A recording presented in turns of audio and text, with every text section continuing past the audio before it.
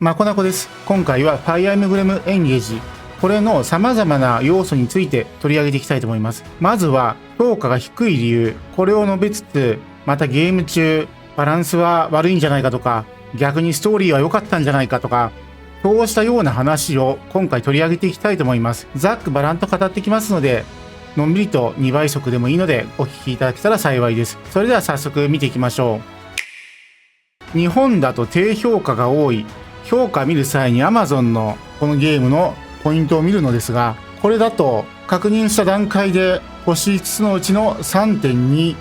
で表示するならば 64% となってます。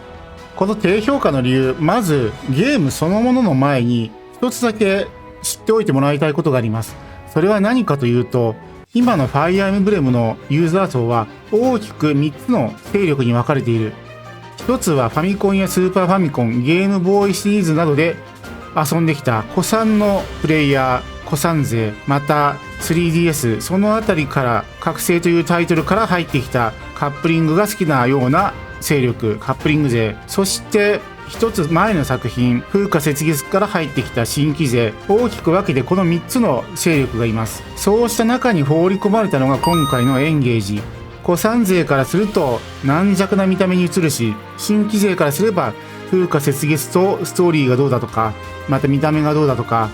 比べられて文句を言われる。もしかしたら信用性が高いのはカップリング勢である覚醒とか、そのあたりから入った人ではあるものの、覚醒とかで入ってきたこのゲームを遊び始めた人、もう10年以上も経ってるので、年齢が上がってしまって、また感性が変わってしまっている。そうした中でこのゲームを見た時にまた違った見方になってしまう。このように様々な見方をする勢力があって、だがその全部の勢力を満足に満たすなんてことはそもそもが無理。昔からあるゲームのシリーズの宿命みたいなものなのですが、3つのタイプのユーザーがいるためにより評価が得られにくいような状況になっています。特にファイアーエムブレムシリーズは日本で発展したシリーズということもあって、日本では長くから遊んでいるので評価が低くなりがち。さらに日本人は低評価をつける人が多い。また高評価をつける人が少ないということも影響して、先ほど述べた日本の Amazon.co.jp の評価の値となっています。星が 3.2。ではこれを海外、北米の Amazon.com を見てみると 4.4 とまずまずの数字。日本の Amazon だとだいたい4以上になればそれはいいゲーム。逆に海外だともともとが高くつける傾向があるので 4.5 以上 Amazon.com でつけばまあこれはもう良い評価なので、 4.4 は微妙に届いてないけれども決して悪くはない。発売してすぐの段階で見た時には 4.2 だったので、日が経つごとに徐々に数字が上がっているので、北米に関してはやはり一定以上の高評価を得ていると見ていいかと思います。また星一つの理由の中にソフトが入ってなかったみたいな、パッケージ買ったけどソフト入ってなかったみたいな評価もあったので、そうしたものを取り除けばもう 4.5 以上はなっている可能性もあります。実際にはゲーム自体の評価は低くない。あくまでも日本特有のユーザー層の問題でこうなっているということを把握しておくと、よりこのゲームの評価を正しく見られるかと思います。もし全く今までシリーズやってない、でもこのゲーム興味持ったという新規のプレイヤーに関して言うならば、興味持ったんであればぜひともこういう評価を気にせずプレイしてもらえたらと思います。ではここからは実際にいくつかの項目に分けてゲームについて取り上げていきたいと思います。批判の対象としてストーリーが良くないと述べる人がいますが、ストーリー自体は何ら悪くないです。指輪を集めましょうという目的が一つあって、その核があっていろんな道中に出来事があってというような、ゲームとして分かりやすく長時間プレイできない人でも骨格を理解しやすいようなストーリーになっている。長時間空けた後にプレイする際にも、そういえば指輪集めるゲームだったなっていうことが分かるような、そのようなストーリーになってますので、複雑なことを望む人が世の中にはいる反面、そうでない人も多いので、そしてそうでない人向け、もしくは短期間で一気にストーリー堪能できない人からするとプラスに働くような、そういうようなストーリーだと思います。ある意味単純化されたストーリーだけれども、それは単純だから悪いわけではない。またストーリーに関しては受け取る側の年齢であったり、それまでのコンテンツに触れてきた度合いによっても受け取り方が大きく変わってきます。今作は比較的年齢層低めの人にも届けようとしているようなストーリーになっていると感じられて、年齢層が高い人ではなく若い層向けにも届けようとしている。またそういうものがあるためにゲーム中の出来事であったりとかネタ的なものであったりもやや若者向け、本当にこれが若者が楽しいと思うかは別として、若者向けに見えるようなものになっている。ターゲットが違っているため、そもそもある程度コンテンツに触れてきた30歳、40歳、場合によっては50歳の人がこのストーリーを見て合わないというのは当然かもしれません。だがそれはストーリーに合わないっていうだけであって、ストーリーが悪いとはまた別なんですよね。だがそれでもストーリーがっていう人がいるかと思います。ただそれは問題の本質はストーリーではなく別のところにあるのではないかと思います。それは何かというと、今作はキャラクターの声を声優が喋り、それを聞く形でストーリーが展開される。このためちゃんと音声を聞こうとすると、ゆっくりとした声優の喋り方がゲームのテンポを阻害し、結果としてストーリーが悪いのではという考えにつながっているのではないかと思います。ゲームをしたい、シミュレーション部分をしたいという人からすると、特にこの会話が長くてゲームとして触れる部分までに時間がかかるということに抵抗感を感じる人がいると思います。これは私はどちらかというとそのようなタイプなのでよくわかることです。任天堂 3DS で発売された Fire Emblem If、 これだと会話は単発のワードのみ声優の声が出て、あとはテキストが一気に全部出る。全部読み上げることがなかったので、自分のベースでテキストを読み進めることができて、斜め読みで一気見したりじっくり読んだりと、個々人のペースに合わせてストーリーが楽しめました。今作では生地全部のテキストを声優が読み上げていくというような形にしたため、もちろん音声部分を飛ばしながらテキストを見ることはできるものの、ちゃんと聞くかという考えを持ってしまう人からすると、話の進行が遅く感じられて、それがストレスになってしまう。また今回出てくるキャラクターは、主人公やその他の登場人物が結構丁寧な喋り方をしたり、またそもそものテキストの分量が多いということもあって、より長く感じられて、その部分がストレスになってしまっているというのもあるかと思います。結果としてこれはストーリーが悪いのではないかというような表現で評価をする人も出てくると考えられます。if までのテキストの作りと同じようにしたために、音声にした時によりテンポの悪さが目立ってしまった。でも風花雪月もフル音声だったよねと思う人もいるかと思いますが、実際そうでしたが、エンゲージと風花雪月とでは圧倒的に異なる点があります。それは何かというと、風花雪月は会話の最中にも選択肢が出てくるので、全く操作しないということはなかった。同じように3分間会話を聞くという時でも、途中に選択肢が出て自らで操作するということが間に挟まるため、ちゃんと聞く側は聞かないといけないし、また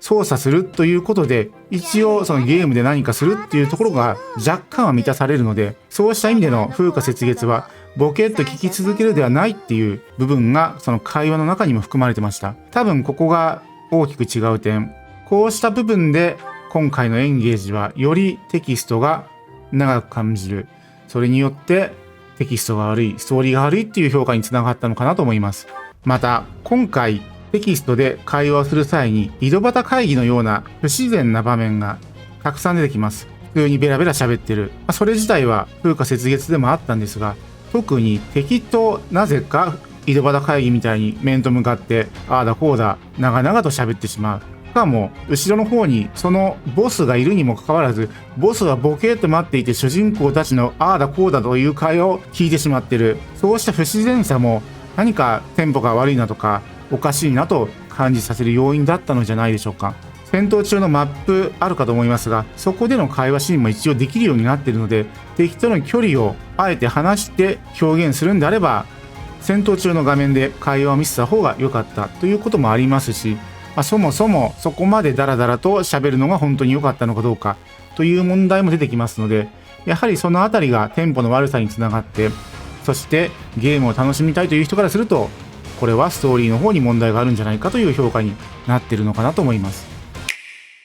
また今回主人公を神竜というような、自らでも神竜ですと名乗ったりとか、他のキャラクターからも神竜様とかそんな感じで呼ばれたりします。ただ今回はキャラクターに名前が付けられるのですが、その名前もテキストのところに表示されてしまう。神竜のなんとかですみたいな形で。だがテキストで表示されている内容と読み上げている内容は異なっていて、そのなんとかという自分が入力した名前、そこに関しては全く読まれない。そこでその読み上げてる音声と書かれてる文字の不一致、それが結構違和感があった。変に不自然にテキストがあるかのような、そこら辺もマイナス要素なのかなと。風花雪月の時には、そうした名前を入力はできたものの、テキストでは書いてなかったはずなんですよね。他のキャラクターがこちら側の名前を呼ぶみたいなことは特になく、お主とか先生とか、そういうような表現で全部話が進んでいったので、テキストと音声の不一致がなく、特に違和感もなかった。だが今作は神竜ですと言いつつ、名前の部分も書いてしまっている。それによって違和感がまた出てきてしまっている。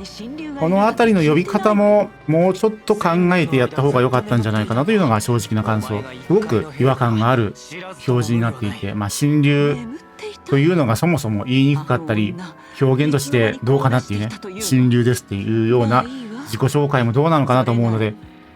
もしかしたらその設定自体が何かしら呼び方を作るのに不適切だった。名前の呼び方だけに対して設定を考える必要はないけれども、もうちょっと何か表現の仕方はあったのではないかと思います。では今言ったような状況をどうすればよかったかというと、やはりテキスト量の減少は重要かなと。声優が読み上げるんであれば、もうちょっとシンプルに、そして端的に表現するようなテキストにすべきだったのではないかと。テンポの良い内容となるような、音声で聞いても問題ないようなテキスト量が好ましいかと思います。特に他のゲームもそうなんですが、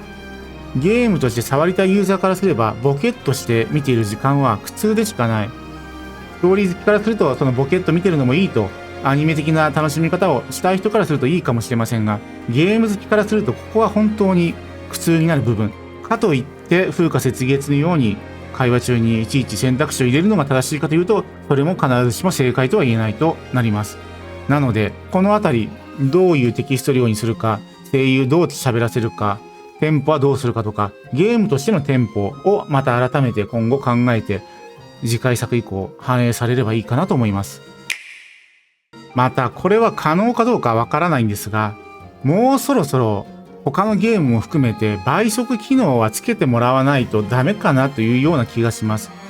多分、多くの人は YouTube 見る際に倍速機能とか使っているかと思いますが、ゲーム中でも特に今回のようなキャラクターがお互いに喋るような、そのようなシーンであるならば、倍速機能で手早くグッということができるようになれば、テンポが悪いと感じた今回のような内容であっても、ある程度テンポよく内容の把握ができて、早めにゲームを遊びたいという方からしても、十分満足いくテンポで遊べるんじゃないかなと。特に日本のゲームはこういう風にダラダラと喋ったりとか、特に声優に読ませたりとか、長い文章、それを音声で表現するということが多いので、そろそろそういうゲームを作るんであれば、倍速機能は標準として用意するのが良いのではないかというようなことも考えたりします。本作、ゲームバランスは悪いです。というよりかは、これはファイアーエムブレムシリーズ、基本的にゲームバランスは悪いゲームなので、シリーズを踏襲していると言えるかと思います。大抵は1体2体強いユニットを作って、前の方に出して多くの敵を倒していくということで対応が可能なため、それをゲームバランスが良いというのかと言われると、私は悪いという評価になります。だが、ゲーム部位に対する評価、本作は良いという人も多いかと思います。ではそれはなぜなのか。それはゲームバランスじゃなく別のところの良さ、それがかかってるかと思います。ではそれは何かというと、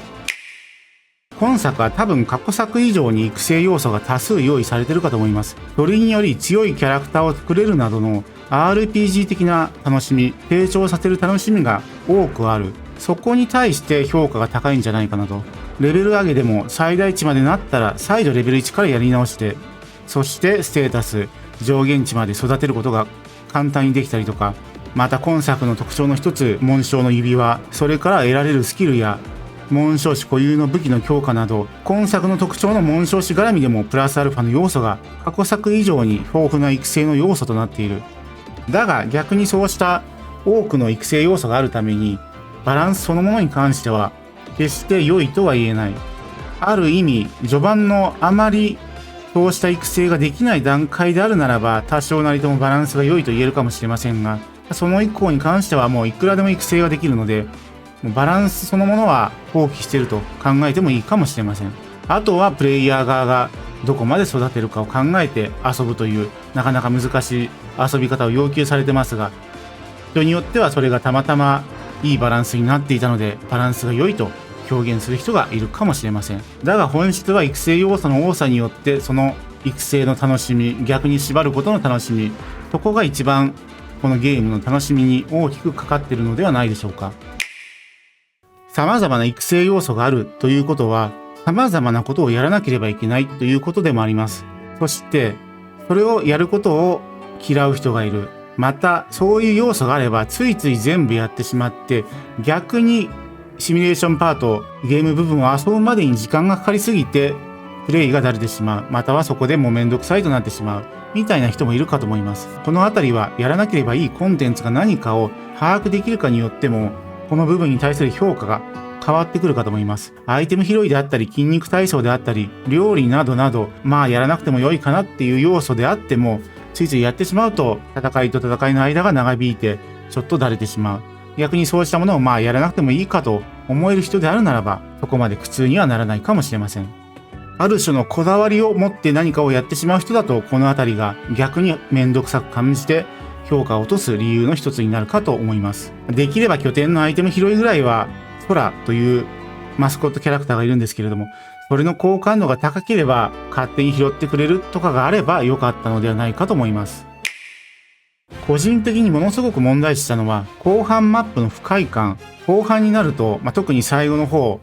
いくつかのマップで強制的に動かされる要素というものが追加されます。意図はどういうことでそれを作っているのかというと、強制的に動かされることによって待ち受けて戦ってしまうとか、そうしたものを防ぎ、場合によってはこちら側が倒される、また倒されないようにいろいろ考えましょうみたいな意図はわかるんですが、だが結構それが移動が面倒になっていて、しかも立て続けにストーリー連続でそうしたものが追加されていたということがあったので、この部分は私はかなりストレスで、実は最初評価レビュー上げた時は12話ぐらい、半分も満たないぐらいの時に評価レビュー上げて、楽しめるよねっていうような評価だったのですが、この部分やらされた後は、ちょっと人に勧めるのもどうかなと、また自分も最終話ではもうクリアしなくてもいいかなって思ったぐらい煩雑なものでした。意図はわかるものの、ちょっとその範囲の広さとか、また回数の多さとか、そこら辺はもう一個した方が良かったのかなというような気がします。キャラクターに関して、特にヨロピッピとか言ってるキャラクターに対して、どうなんだとか、フライングしながら土下座してきたキャラクターに対してどうなんだという人がいるかと思いますが、ストーリーでも述べたように、明らかにある程度若い人向けに作ってると思うので、それを見て30代、40代、50代の人がいかがなものかというのもどうなのかなという気がします。ヨロピッピと言ってるようなキャラクターだと VTuber みたいな動きであったりとか、また喋り方、それこそ往年のかぐやとか、丸様みたいな動きや喋りをしている。そういうものはもしかしたらその若い世代には受け入れられるという可能性もありますし、それを見て、特にネット上で目に私がした中では、そうしたものがヨロピッピはどうなんだと言ってる人がいましたが、別にそれぐらいで評価を下げるようなことかというのがね、正直な感想。あまりシリアスな見た目のキャラクターがいないというものもあるかと思いますが、これはもう覚醒あたりからそんな感じじゃなかったかなっていう気もするし、単純に見た目が古臭いのが硬派かって言われるとまたそれも別なので、ディアマンドみたいにかっこいいキャラクターもいますので、あとは好みの問題になってしまうのかなと思います。キャラクターそのものの個別の性格とかそういうのは置いといて、動きとかに関しても魅力的に映りますし、戦闘中の動き、激しく動くのももちろんなんですが、攻撃前の挙動とかそうしたものも見ると、やはり結構しっかりと作られているんじゃないかなと思います。アニメ的な表現がうまく取り入れられたような魅力的な動きが多数。こうした部分は十分評価すべきポイントだし、ゲーム好きな人からするとそこまでその見た目を気にしてやらない、もしくは戦闘はオフにするみたいなこともあるかと思いますが、時折見てると、やっぱり結構動いてるなというような気はします。ただキャラクターの見た目の残念なところとしては、エンゲージすると見た目が変わってしまって、一つのキャラクターの統一感とでも言ったらいいか、あんまり一つのキャラクターに対する思い入れというのがちょっと薄くなってしまったのかなと。時折これ誰だっけとなることもあったりもしたので、もしかしたらちょっと今作のキャラクターは過去作のキャラクターも一緒に出てくることもあって、ちょっと不遇な部分もあるのかなと一つのキャラクターにあまりスポットが当てにくいような状況になっているような気もします。また新規のプレイヤーからすれば指輪のキャラも含めると知るべきキャラクター数がちょっと多くなりすぎているので、そのあたりでもしかしたらシリーズファンから見たこのゲームと本当に新規のプレイヤーから見た、または過去作を知らないプレイヤーから見た今回のゲーム、キャラクター面ではまた思うところが変わってくるかと思います。今作キャラクターがちょっと多すぎるという問題があるかと思います。これはエンゲージする紋章師のキャラクターは除いての話で、単純にキャラクターが多い。過去作もキャラクターそれなりに当然いたと思いますが、この比較というよりかは、今作、正直ほとんど使わないキャラクターが多すぎたかなというのがあります。つまり使ってないってことは、もう多くの人にとって無意味なキャラクターが多数となってしまってるんじゃないかと。クラシックモード、一回倒されたらもうそのキャラクターはその後のシナリオでは使えないっていうモードで遊ぶ人であるならば、このキャラクター数はある程度多くないと、いざという時の復活ができないっていうことになりますので、キャラクター数が多いということはゲーム的には必要な要素かと思います。だが、せっかく作ったキャラクターがその全く触る必要性がなくなってしまってるってことはどうなのかと。それに対する何かしらの手当というのはあった方が良かったんじゃないかなと。これはもう過去作もそうなのですが、今作改めてやってみてどうなのかなというような感想になりました。多分半分以上は使わないキャラクターが出てきてしまっていた。初登場の時だけ使って、それ以外はほとんど使わないとか、そういうキャラクターが多かったので、それに対する手当はあった方がいいのかなと。で、最近出たゲームで RPG でゼノブレイド3というのが出たんですが、結構 RPG もキャラクターを入れ替えて3人しか戦闘に出せないみたいなゲームが多いんですが、ゼノブレイド3はメインキャラクター6人が最初からもう最後の方まで全部のキャラクターが冒険に参加できた。ちゃんと戦闘で戦って一緒に何かしらをやってくれたということができてました。これによってやっぱり全部のキャラクターの魅力を堪能できる、戦闘中も堪能できるとなります。戦闘中にわざわざ入れ替えたりとか、そういうような RPG が多い中、メインキャラクターを全部出し続けることができたということによって、キャラクターへの愛着も高まったかなと私は思っています。当然、じゃあ全部のキャラクターを戦闘に出しましょうといったところで、30、50いるキャラクターを全部動かすかっていうのは、当然それは手間がかかるだけなので、そういうやり方は論外なのですが、例えば一部は操作キャラクターとして、12名とか15名とか自分で操作する。で、残りのキャラクターは遊軍みたいな形で別の位置からお任せで勝手に動いてもらうようなキャラクターとして戦わせるとか、そういう感じで戦場に全部出すとかやってみたりとか、そのような形でちゃんと